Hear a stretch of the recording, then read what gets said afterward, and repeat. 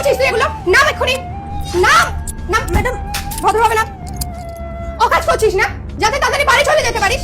আসল কাজগুলো তো করছিস না। কখন দিয়ে তোকে বলে যাচ্ছি জলগুলো ভর, আমি জল খাবো, আর এখানে এসে ফ্যান পরিষ্কার করছে। যা গিয়ে জল ভর। হ্যাঁ আমি করে দিচ্ছি। নাম। ফ্লাইটটা না ছুটলেই হলো। ছুটি? তোকে এই কাজগুলো করতে বারণ করেছি তো, তুই যা বাকি কাজগুলো কর।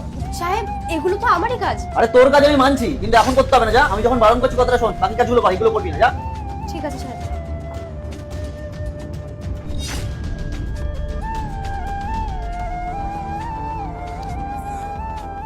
কি রে, তুই আবারও কাজ করছিস? তোকে আমি কতবার বলেছি তুই জামা কাপড়গুলো কাচবি না। যতবার জামা কাপড়গুলো কাচিস সব কটা জামা কাপড় ছিঁড়ে দিস। রাখ ওগুলো। না ম্যাডাম, আমি এবারে ভালো করেই কেচে দেবো।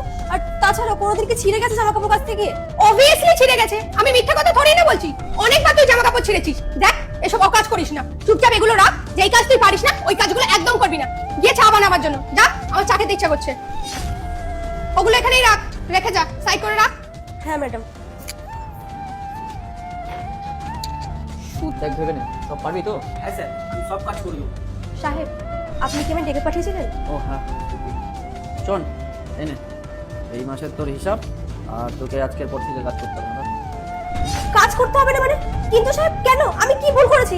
আমার যদি কোনো ভুল হয়ে থাকে প্লিজ ক্ষমা করে দেবেন, কিন্তু কাজ থেকে ছাড়াবেন না। আমার এমনিতেই এই অবস্থা, আর আপনি জানেন আমার হাজবেন্ড আরেকটা বিয়ে করে নিয়েছে, ঘরে আমার মা আছে, আর আমার সন্তান এখনো পৃথিবীর আলোই দেখেনি। আমি খাবো কি করে কাজ না করলে? প্লিজ সাহেব এরকম করবেন না। আল্লাহর নামটি দেখে যে এড়িয়ে যাবে তার মনের ইচ্ছা কখনোই পূরণ হবে না। তাই আল্লাহর এই নামটির জন্য একটি লাইক এবং সাবস্ক্রাইব করে যাও। কিন্তু তুই এসব কাজ করতে পারছিস না, তোর করে লাভ নেই, ছেড়ে দে। সাহেব একটু শুনুন না, এরকম করবেন না। আমি দুমুঠো খেতে পারবো না, প্লিজ কাজটা আমার কেড়ে নেবেন না। তোকে কে বললো তোর কাজ কেড়ে নিয়েছে? তুমি নিশ্চয়ই ওকে সবটা বলনি, সেই কারণে ও এত ভয় পাচ্ছে। তুই ভয় পাস না, তোর কাজটা আমরা নিচ্ছি না। কিন্তু তুই তখন প্রেগনেন্ট, আর 2 মাস পর তোর বাচ্চা হবে।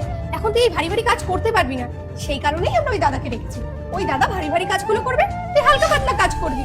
আর শোন সুতি, আজকের পর থেকে তোকে ওই ভাড়া বাড়িতে আর থাকতে হবে না। একা এই ঘরে তুই থাকবি, এই ঘরটা তোর জন্য খালি করে দিয়েছি। তুই যতদিন না তোর ডেলিভারি হচ্ছে ততদিন এখানেই থাকবি। আর হ্যাঁ, বাচ্চা হয়ে যাওয়ার পরে বাচ্চার খাওয়া দাওয়া খরচা, বাচ্চার স্কুলের খরচা সব কিন্তু আমাদের, ঠিক আছে? কিন্তু সাহেব ব্যাস, কত কিন্তু বলবি? আর কোনো কিন্তু বলতে হবে না। আর একটা কথা শোন, কাজ থেকে ছুটি দিচ্ছি, চা কিন্তু রোজ বানাতে হবে। তোর হাতে চা না খেলে আমাদের মাথা ব্যথা কমবেই না। তো এইটুকু কাজ তুই করিস।